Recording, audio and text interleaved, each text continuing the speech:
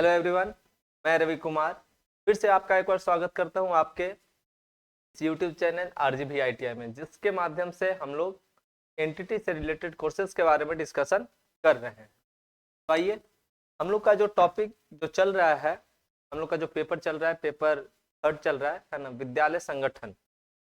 तो विद्यालय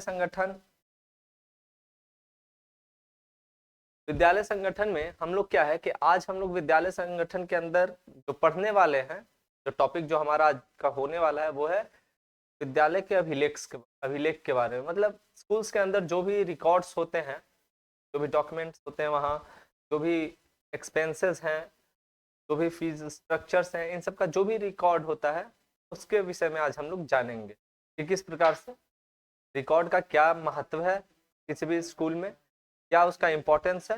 सब चीज़ों के बारे में हम लोग थोड़ा सा जानने और समझने का प्रयास करेंगे। तो आइए, आज का सबसे पहले हम लोग समझ लेते हैं, यह है विद्यालय संगठन। क्या है विद्यालय संगठन के अंदर जो हम लोग आज का जो टॉपिक पढ़ने वाले हैं, विद्यालय अभिलेख।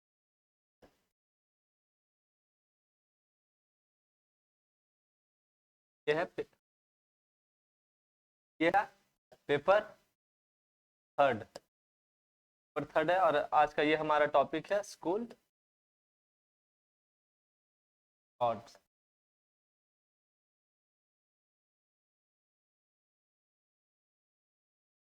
स्कूल रिकॉर्ड, ठीक है।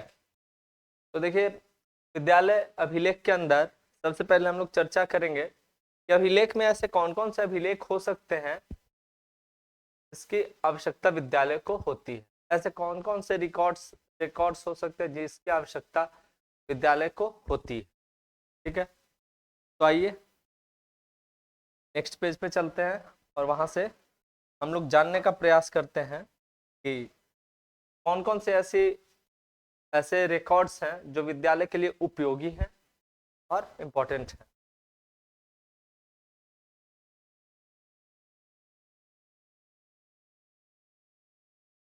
विद्यालय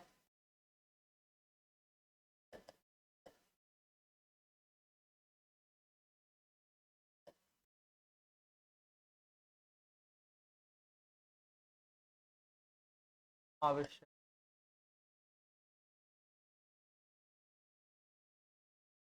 कौन कौन से ऐसे अभिलेख हैं जिनको कि विद्यालय में उनकी आवश्यकता होती है।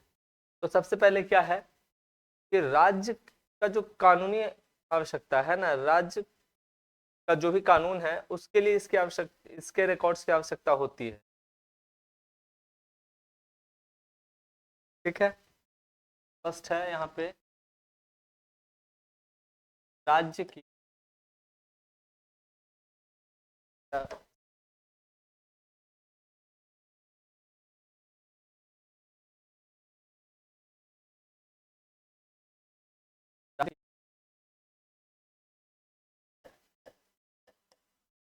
कानूनी आवश्यकताएं पूरी करने की।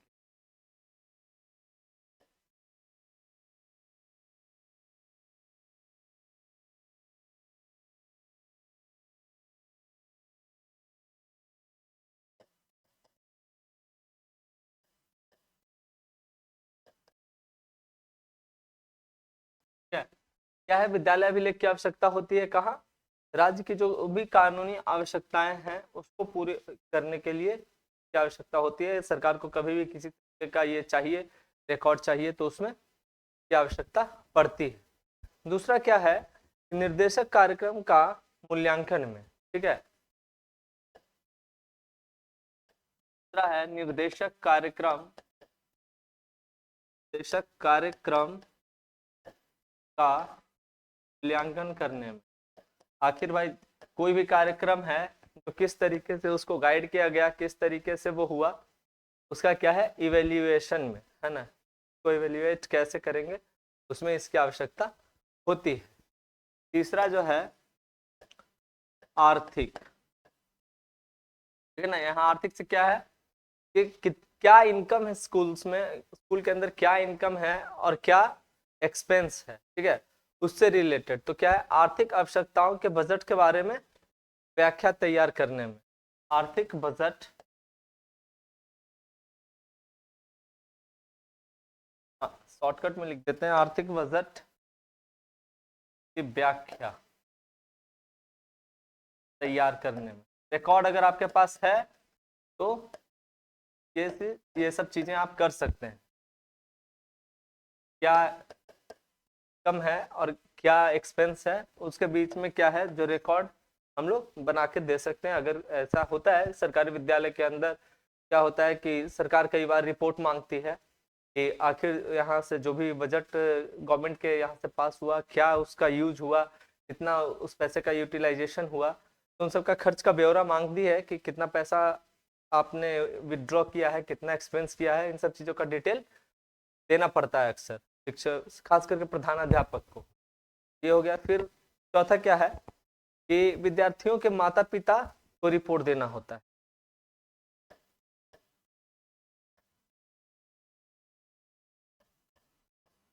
विद्यार्थियों के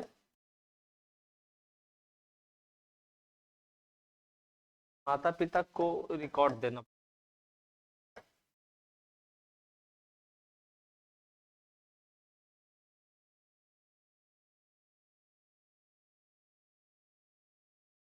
है शब्द गलत हो जाएगा, रिकॉर्ड, सॉरी, रिकॉर्ड देने के लिए,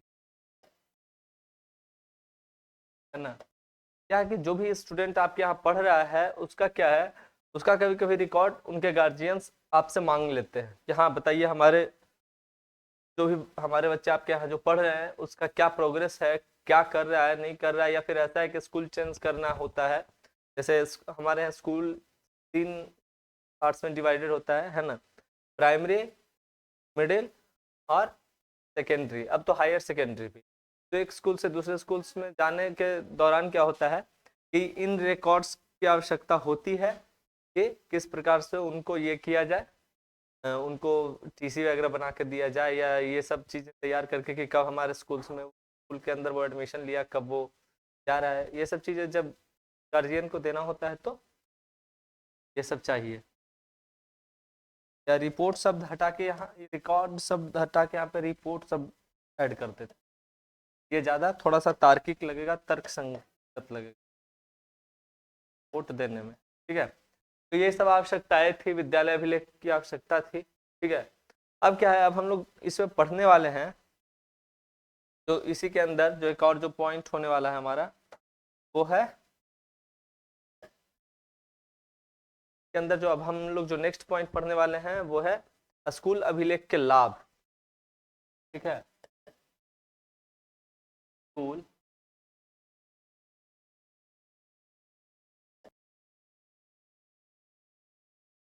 एक लाभ, एडवांटेज, ऑफ स्कूल रिकॉर्ड,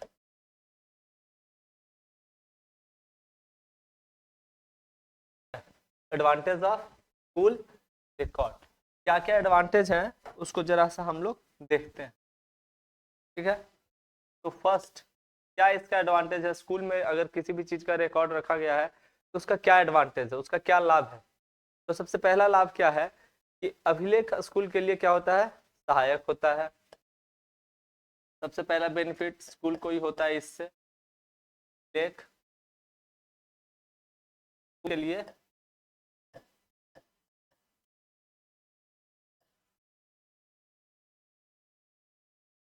सहायक होता है।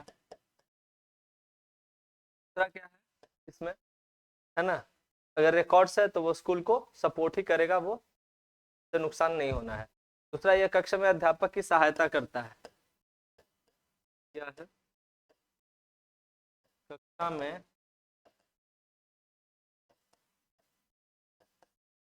अध्यापक की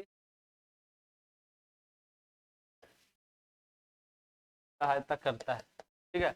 अगर बच्चों का रिकॉर्ड या किसी भी तरीके का अगर रिकॉर्ड है तो जो भी न्यू टीचर आया या ऐसा है कि एक कोई टीचर है, एक क्लास से अब दूसरे क्लास में पढ़ाने के लिए जाने वाले कई ऐसे टीचर होते हैं।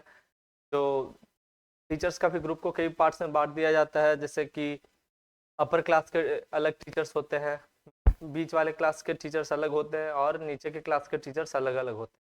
तो जब बच्चा जब सपोज 8 से 9th में गया, अब कोई टीचर ऐसा है कि सिर्फ 9th-10th का क्लास लेता है, तो जैसे ही 8 से 9 में गया, अब 9 में अगर 9th क्लास में उसके लिए सारे बच्चे नए होते हैं लगभग पढ़ाने के लिए, तो उस कंडीशन में क्या है कि टीचर्स को पता नहीं होता कि बच्चा कैसा बिहेव करेगा, कैसा क्या इसका परफॉर्मेंस है। तो उस टाइम में क्या है कि जो भी अभिलेख होगा कक्षा में, वो अध्यापक के पठन पाठन कार्य में वो सहायता करेगा। क्या है कि यह विद्यार्थियों,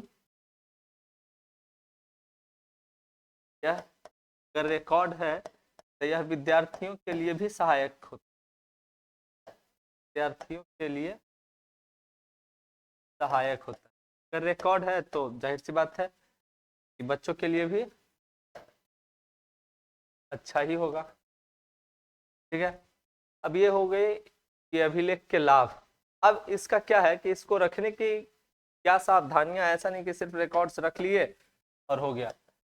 तो अभिलेख को रिकॉर्ड जो है स्कूल में किस प्रकार से रखेंगे। अब मान लीजिए 20 साल पुराना रिकॉर्ड है, 25 साल पुराना है, 30 साल पुराना है, अब ढूंढने लगे तो फाइल उसी में सारा समय चला जाएगा। तो उसको किस प्रकार से रखा जाए, कैसे उसको व्यवस्थित तरीके से रखा जाए, इसके बारे में भी थोड़ा जान लेते हैं कि अभिलेख को किस प्रकार से, रिकॉर्ड को किस प्रकार से विद्यालय में रखा जाता है। तो विद्यालय अभिलेख रखने में सावधानियां, अभी जो हमारा जो टॉपिक होने वाला है, विद्यालय अभिलेख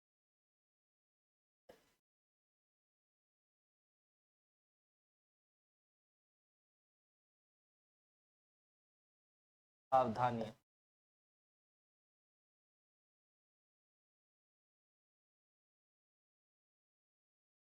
ठीक है, क्या क्या इसकी सावधानियां हैं उसको एक बार देख लेते हैं। तो क्या है, सबसे पहले, ठीक है, सबसे पहला क्या है, क्या यह क्रमबद्ध तरीके से रखा होना चाहिए। ठीक है, क्या है, क्रमबद्ध तरीके से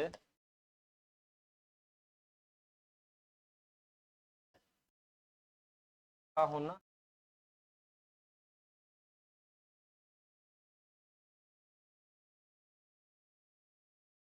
क्रमबद्ध रखा होना चाहिए। ठीक है, बिल्कुल एकदम क्या है कि सिस्टमेटिक ढंग से रखा होना चाहिए, एकदम बिल्कुल सीरियल के हिसाब से।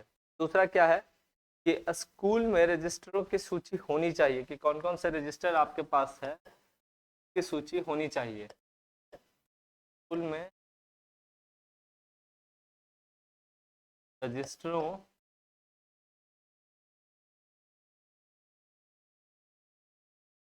चाहिए,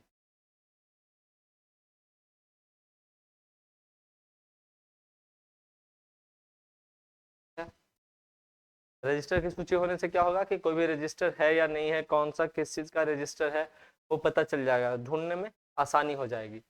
तीसरा क्या है कि प्रत्येक काटी हुई चीज प्रधानाध्यापक द्वारा क्या है, साक्षित होना चाहिए। ठीक है, मतलब उनके द्वारा ये क्लियर किया होना चाहिए कि हाँ ये चीज मैंने कटवाया है या मैंने काटा है। प्रत्येक काटी हुई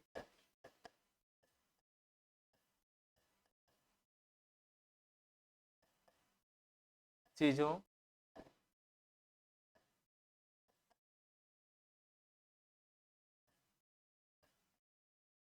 अध्यापक द्वारा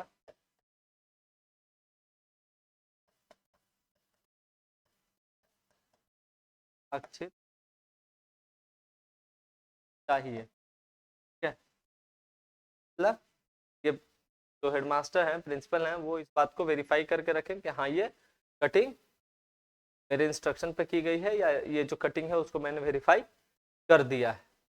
और क्या है, इस जो भी लिखा होगा उसमें, मतलब सब कुछ क्या है कि स्याही से लिखी होनी चाहिए, इंक से।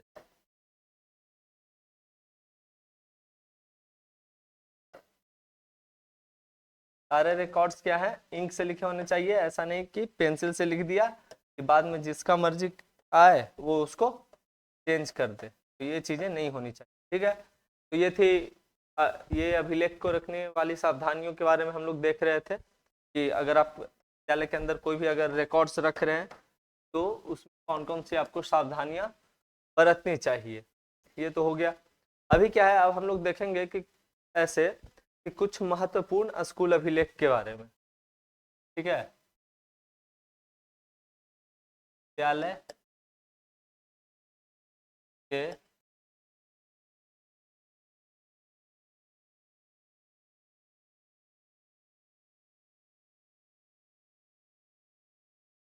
पूर्ण कौन कौन से रिकॉर्ड्स ऐसे हैं जो विद्यालय के लिए इम्पोर्टेंट होने वाले हैं या होते हैं, अपन थोड़ा सा देख लेते हैं। देखिए, डिस्कस कर लेते हैं कुछ 2 4 10 के बारे में। तो बहुत सा इसमें आ जाएगा, जैसे प्रवेश प्रवेश था, क्या है, एक है कि मतलब जिस रजिस्टर में हम लोग बच्चे का एडमिशन लेंगे उसके रजिस्टर में मेंशन होता है कि जब वो विद्यालय छोड़ के जाएगा, ठीक है, तब प्रवेश तथा नाम काटने का रजिस्टर।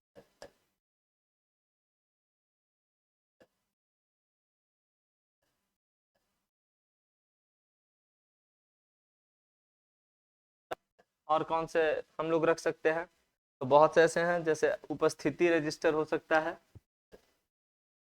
बच्चों की उपस्थिति का उपस्थिति रजिस्टर, ठीक है। तीसरा हो सकता है स्टाफ उपस्थिति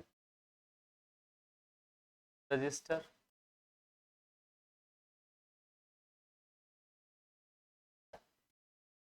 ठीक है। और हो सकता है आपको जैसे स्कूल का जो कैलेंडर, स्कूल में आपने जो भी निर्धारित किया है कि कब हम एग्जाम लेने वाले हैं, स्कूल कैलेंडर से क्या मतलब है कि दिन, कि कौन सा ये दिन चल रहा है, कौन सा ये संडे मंडे, ये सब नहीं, ये सब काउंट करना स्कूल कैलेंडर का काम नहीं है। स्कूल कैलेंडर में हम लोग इस चीज को समझेंगे कि स्कूल में एग्जाम कब होता है ना। स्कूल कैलेंडर अपना जारी करती है, इसका मतलब स्कूल में एग्जाम का डेट्स जारी करना, स्कूल में होने वाले फंक्शंस के बारे में बताना, जो भी कार्यक्रम वहाँ होना है, स्कूल ये खेल वगैरह का जो भी प्रोग्राम जो पहले से सेट किया गया है, उन सब चीज़ों के बारे में पहले ही स्कूल एक डेट जारी कर देती है। पूरे साल का पूरा कार्यक्रम वो सेट हो जाता है, उसी को बोलते हैं स्कूल कैलेंडर। स्कूल कैलेंडर के बाद है जैसे कैश बुक, कैश बुक कितना ये फी रिसिप्ट हुआ, कितना ये एक्सपेंस है इसमें, इन सब चीज के लिए कैश बुक यानी कैश मेमो की आवश्यकता होती है, उसका रिकॉर्ड होना बहुत जरूरी होता है स्कूल के अंदर। फिर आपका जैसे हो गया मासिक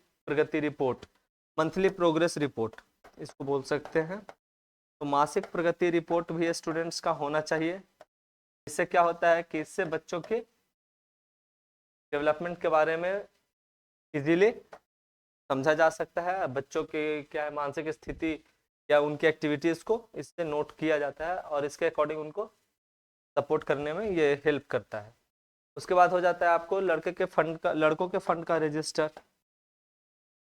हर बच्चे के ऊपर कुछ ना कुछ सरकार फंड देती है, तो या बच्चों के द्वारा जो भी फंड इकट्ठा किया जाता है उसके बारे में होना चाहिए लड़कों के फंड का रजिस्टर।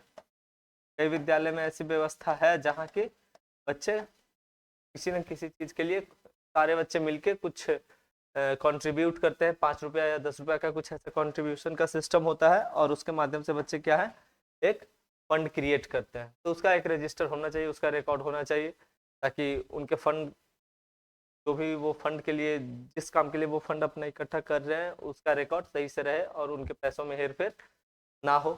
फिर क्या है स्टॉक रजिस्टर, विद्यालय के अंदर जो भी चीजें हैं स्टॉक में की एक रजिस्टर होनी चाहिए, ताकि समय पड़ने पर जो भी कम है या ज़्यादा है या किसी चीज़ की आवश्यकता है तो उसको ढूंढना ना पड़े, सीधा वो पता किया जा सके कि हाँ हमारे स्टॉक में है या नहीं है, अगर है तो उसको तुरंत उपलब्ध कराने में आसानी होती है। और क्या है फीस, फीस इकट्ठा करने की रजिस्टर, फीस या सीधा सीधा इसको लिख देते हैं फीस का रजिस्टर। हाँ,